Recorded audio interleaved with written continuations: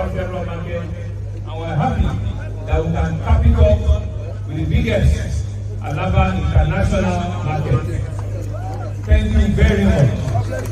I don't finish an interactive session with your leadership, and I'm indeed very, very grateful and happy with all of the things that we have discussed, all of the requests, all of the complaints, all of the wishes that I have for you.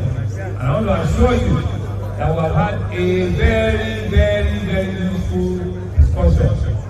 And it assures me that for as long as they remain in full leadership, that there is nothing to fear.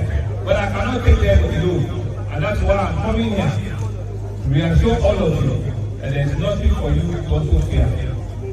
Let us go out on Saturday. Let us ensure that your working governor is returned with 100%.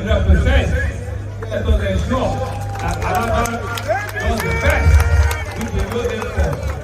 Let us ensure that indeed we can continue to live in peace and harmony amongst ourselves. And be rest assured that there is nothing, absolutely nothing will happen to you in terms of security.